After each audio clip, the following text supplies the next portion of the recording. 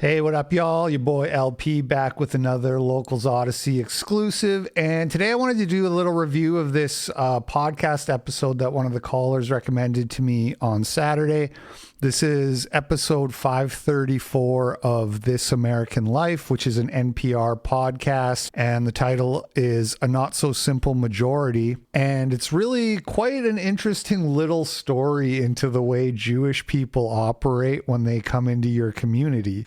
So this community is in East Rampo, New York, which is, I believe, like a suburb north of New York City.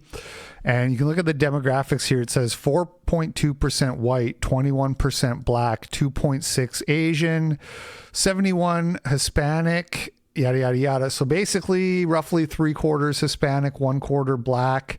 But then with the whites, though, is actually mostly Hasidic Jews. Because what happened was Hasidic Jews, who are like an ethnic conclave type of people, they stick together. They all want to live in the same place, that sort of thing. They all started moving into this suburb. And as more and more of them came, what happens is there's very, very high property taxes in New York because New York has very, very high public school budgets. It might be the highest in the world. We're going to look at the budget for this district a little bit later. But these Hasidics, they don't send their kids to public schools. They send them to private religious schools. And so they're paying all these property taxes, but feeling like they're getting cheated, right? And so they started to organize to go vote down the school budget so that they could lower the property taxes. And what happened at that time was the school district made a deal with them where they're like, all right, legally, we're allowed to allocate some money to students who go to private schools for like busing and stuff like that. So we'll give you as much money as we're legally allowed to, and then you just don't come and vote down our budgets. And that deal lasted for a while, but eventually the Jews decided to take over the school board. The dispute that finally shattered the truce in East Ramapo,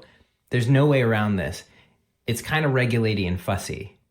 But this is what ended the peace, what sent the East Ramapo School District into a political brawl that's lasted years. The dispute had to do with special ed students, Hasidic special ed students. It was fully in the hands of the district to be a mensch and do things the right way. They simply refused.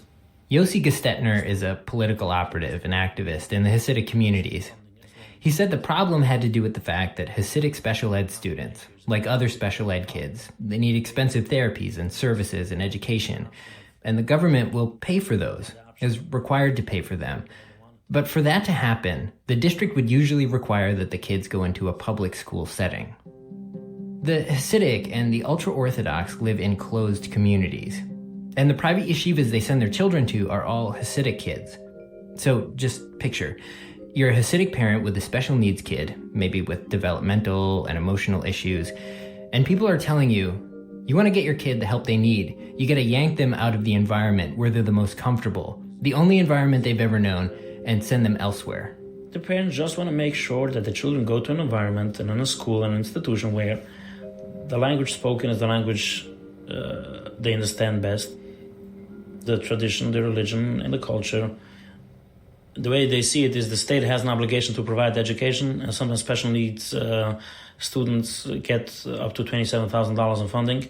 Take this $27,000, put it into a different institution which works for the parent and for the child, a place where it helps the student and the parents best, especially if it doesn't cost the extra nickel for the taxpayers. In other words, you're going to spend the money anyways. What do you care if it goes to a yeshiva? But it's not that simple. You can't do that because of federal education regulations. The government says if it's going to pay for special ed students, then they have to be placed in mainstream environments as much as possible. Congress made that the law because for years our country had a real problem, that special ed kids were being warehoused and isolated. And according to the law, public schools are just considered to be more mainstream than private religious schools. So in East Ramapo, Hasidic parents would often go to the school district and they'd ask for their special ed children to be put in private yeshivas using government money. The school district would say, sorry, we have to follow the law, and the law says no. So right out the gate, the first time we hear from the Jewish side of this argument, the guy's saying, oh, they could have been a mensch. They could have done the right thing, but they simply chose not to. And then the podcaster's like, well, actually, it's against the law to do it that way.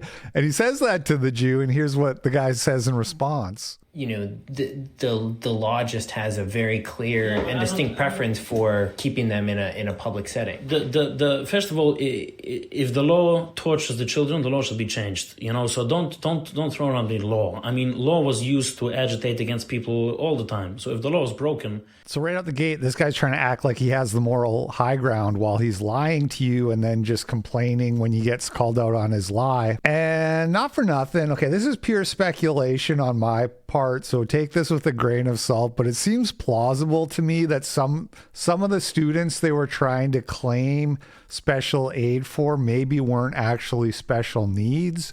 You know what I mean? Like these, you see these scams all the time, like with the COVID relief money and stuff like that. If there's a way to get more money, people are going to do it. But if you send your kid to a public school, the teacher's going to be like, this kid isn't retarded. He doesn't belong in special needs. But if you have a small community that's willing to scam other people and, you know, sign documents and shit like that to keep the money coming in, then you can get away with that sort of thing. Again, speculation on my part and not part of the official story.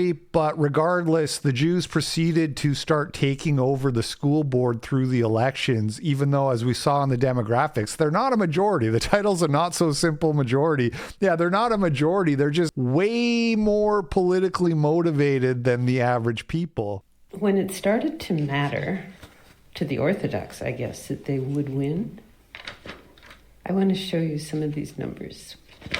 This is Mimi Calhoun. She's a former East Ramapo school parent, elected to the school board in 2004. She showed me the school board voting results from the last few decades, how things changed around 2007, 2008, when the Hasidim made a move for control of the school system by taking over the school board. I want to just say, when you hear these totals, the numbers are going to maybe sound small.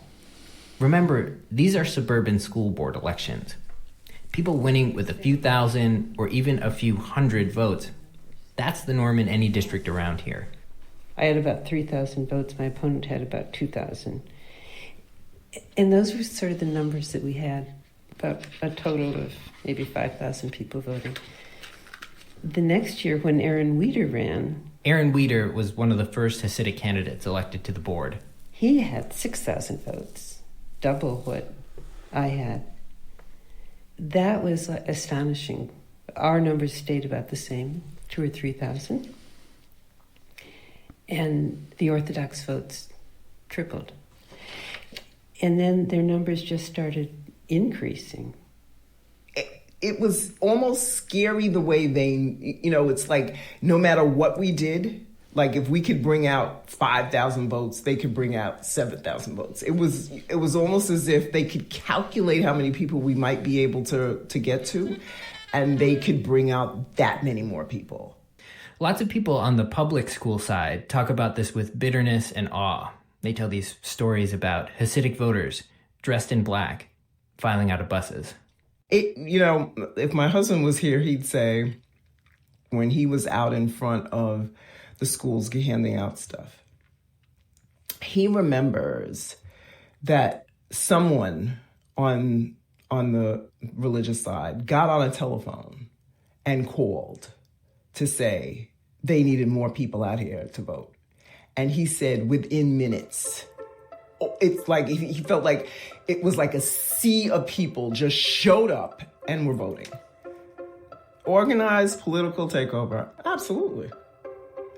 Absolutely. Putting aside what this story says about Jews, it also says a lot about democracy and the way things function, right? The whole idea is rule by the majority, but as you see, it's rule of the majority of people willing to go out and vote. And so over the span of a few years, they completely took over the school board, got a majority, and began hacking and slashing the budget of the schools that their kids weren't attending to begin with so that they could lower their own property taxes. Restricting the budget and reining in property taxes became a preoccupation. The school board determines the property tax levy when it sets its budget. Controlling taxes meant trimming corners off the budget, dropping extracurriculars, sports teams, cutting music teachers in elementary schools. They heard that 6 of their music teachers are going to be cut. In response, parents and students started to get involved, showing up at board meetings to criticize and question. Grumbling and grousing spiked in this whole new way when the Hasidic-dominated board predicted declining enrollment for the district. And as a result, it planned to close 2 schools.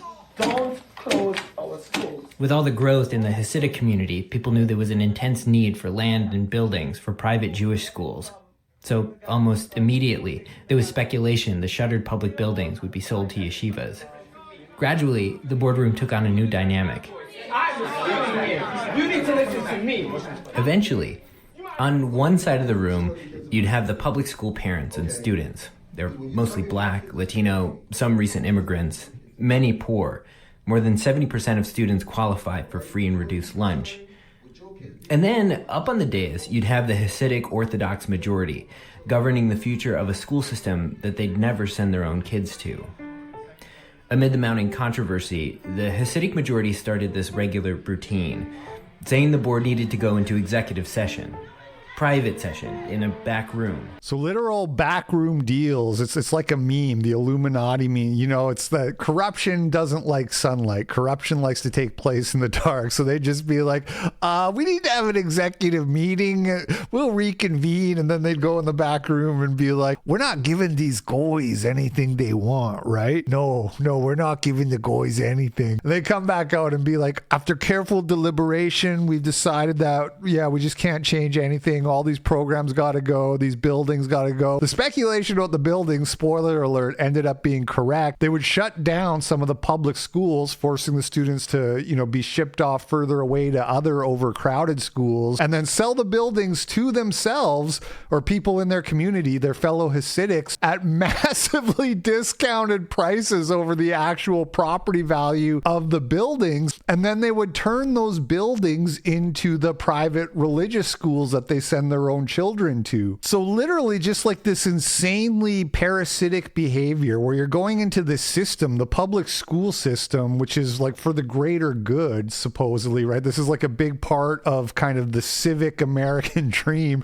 And they come in and take it over just to benefit themselves and their own people and screw over everybody else. And they don't care. And they did a lot of other things too, like giving high paid administrative positions to their fellow Hasidics and stuff like that. The board didn't come back into the room until nearly 1:45 in the morning. And when they get back, what gets put on the table is this kind of puzzling proposal to fire the district's law firm of many years and hire a new guy. And I say puzzling because listen to the specifics. The old lawyer was a local guy, had gone to school in the district even. He'd done the system's legal work for years and years. And the administration, by every account that I've heard, they really liked him. He charged $120 an hour. The new lawyer was a guy named Al D'Agostino. He was from out on Long Island, more than an hour away. And his contract, it would be for $250 an hour, plus $125 an hour for travel. Add to that this. The new guy had been caught up in a pension investigation by the state of New York. Not exactly desirable. And a confusing move, right? Especially if money is a concern. But people in the room were not confused when this came up. They knew very well who D'Agostino was. D'Agostino had been involved in a controversial plan that board was trying to push through. A plan to close a school. The public school board, made up primarily of Orthodox Jewish members who send their kids to private school. A few months ago, the board voted to shut this elementary school. Parents out in Lawrence alleged the plan was to close this school in question and then sell it to a yeshiva. And in fact, it would later be sold to a yeshiva. Attorney Albert D'Agostino says the board has every right to close the school and reassign the kids. And rumors that it will be sold to a Jewish yeshiva are just rumors. So this way more expensive lawyer they hire is from a different community and a different school board, and he had already been involved in shutting down schools and selling them to yeshivas. And it's really interesting that they say in this other school board that it's also majority run by Orthodox Jews who don't send their kids there. I guess this is just the playbook that these people go by. And as things continued to escalate and tensions continued to rise between the communities, you're never going to guess what the Jews started doing. They accused people of anti-Semitism. We need to get angry about what's happening with our kids. And we're not angry. I just want to pause here because you'll notice the crowd, they're totally with her. But as she keeps talking, she gets more and more upset, and it turns into this kind of upset that it's hard to cheer for. I'm wondering, is there nothing good about this district and its board? Wouldn't it be nice and productive if you would compliment the board once in a while? Is it really against your nature? Less often, but occasionally, folks from the Hasidic and ultra-Orthodox communities would show up at board meetings, and they'd return fire. In this video, a man named Jay Grossman lays into the public school parents and students. When you utilize this microphone to spew hatred and negativity constantly, you have accomplished one thing. You have accomplished that I, my friends, family, and acquaintances became more involved in what's going on here. And trust me, our presence here in this room is growing and will grow from week to week. When you constantly attack one of ours, we will be here to defend. We will be here to counterattack if needed. Rest assured, Mr. Weeder is going nowhere, and we're going nowhere. This whole story treads near some of the most destructive anti-Semitic stereotypes in existence. In the last several years, as East Ramapo has divided into us versus them, questions of anti-Semitism have cut a wide path. There have been troubling incidents, cases of kids throwing rocks at school buses full of Hasidic yeshiva students. In one case, a rock hit a young boy and fractured his skull. Last summer, 3 teenagers drove into Hasidic neighborhoods, shooting at people on the street with a paintball gun. They later told police they'd gone out that night to, quote, shoot Jews. I heard more than one story about students, some very young, going up to teachers and asking, why are the Jews doing this to us? And this dynamic, it takes a simple political turf war, a school board fight, and it turns it into something uglier on all sides. You know, they put up their own propaganda videos. This is Tony Luciano again, the guy who tapes all the meetings, the guy who gets confronted in the parking lot. A few years ago, Luciano ran for school board, and someone put up a video against him. I had him show it to me. Let's see. This one. It says, you know, East Ramapo News, Luciano running for school board. I didn't put this up. The video is essentially an attack ad, a school board election attack ad. In it, there's a clip of Luciano making a comment about Hasidic board members washing their hands of the consequences of their actions, which, for complicated reasons having to do with Pontius Pilate and 2,000 years of Jewish history, this ad says is code for anti-Semitism. And then violin music kicks in. But to try to absolve... So now they're showing a picture of Nazi soldiers high-stepping. Vote no to bigotry and hatred. And again, they show the German Nazi soldiers high-stepping. So did you say that there was one that was harsher and more offensive than this one? Oh, yeah. Well, how did the other one go? It showed Adolf Hitler talking. It showed people in the concentration camps in Auschwitz. The thing that Schwartz does after this, where things get super complicated, he starts to cast a blanket accusation of anti-Semitism over all the people who had been opposing the school board's decisions. He starts by bringing up a student who'd come to a meeting to challenge the board. During another controversial period this past year, a young student stood up at that rostrum there and stated that as far as she is concerned, this board cares more about money and taxes than it does about people. That too raises an age-old anti-Semitic trope of Jewish obsession with money. I simply won't have it.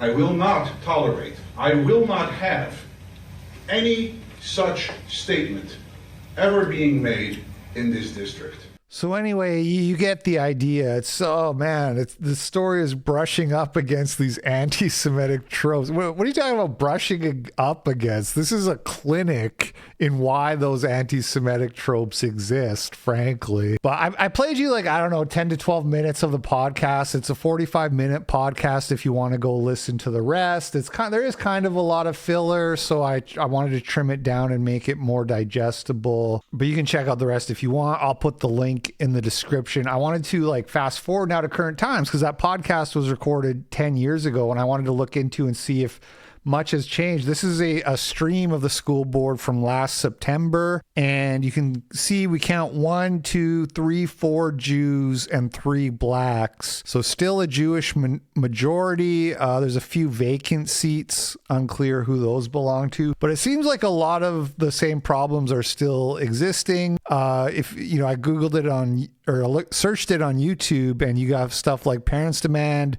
answers about school busing from East Ramapo School Board. Report East Ramapo School District is underperforming. State Controller ranks East Ramapo most fiscally stressed district in state. It does, however, seem like the public school advocates have made some inroads. You see here, there's some really recent stories about they have to vote on a state-ordered tax hike. That's because they've been able to increase the budget, so the property taxes have to be increased because of that. And it might have something to do with this lawsuit. I found this interesting. So this is first published on November 15th, 2017. East Ramapo School Board elections violate voting rights of Black Latino residents. And you see here it says the East Ramapo School District has effectively disenfranchised the Black and Latino community and allowed white residents to hijack the school board in service of the lily white private schools, said NYCLU Executive Director Donna Lieberman. The East Ramapo School Board has brazenly diverted taxpayer funds to bankroll white private schools and destabilize public schools. Their policies have compromised the education and well-being of thousands of Black and Latino children. The disenfranchisement and degradation must end. Yes, Lily White. So here's Donna Lieberman from the NYCLU who's complaining about the Lily White private schools in the school district. And it seems like in 2020 they won their case. It says here federal court finds East Ramapo School Board elections violate Voting Rights Act. Today's ruling at long last offers Black and Latinx residents of East Ramapo a fair shot at electing school board members who truly represent their interests. As this case showed and the school board leadership was forced to admit at trial, the white private school community has hijacked the board and rigged its elections for years, while East Ramapo students of color have paid the price. During the last decade, the East Ramapo Central School Board has cut more than 500 positions from the public schools, including 200 teachers as well as social workers, deans, and elementary school assistant principals. So not much has changed. You can see here some data on the district. There's 14 schools. It says the student to teacher ratio is 14, which is actually very good. I remember most of my classes being much bigger than that. And you look at the budget, and the per student budget is $28,000. And so this is what I was talking about when I said New York has insanely high budgets. When I did my research on school funding, the American average was around $14,000 per student. That was a couple years ago. And if you haven't seen those videos, they're pretty good if you want to understand all the aspects of school funding. Where does it come from? How is it used? And, what kind of difference does it make when you increase it? I'll put links to those on the description as well, because they're kind of lost down in the Odyssey archives. But yeah, hopefully you enjoyed that video. Let me know what you think, and I'll catch you guys next time. Thank you for supporting. It means a lot. It's Mighty White. Enjoy the rest of your day, and I'll see you later. Peace.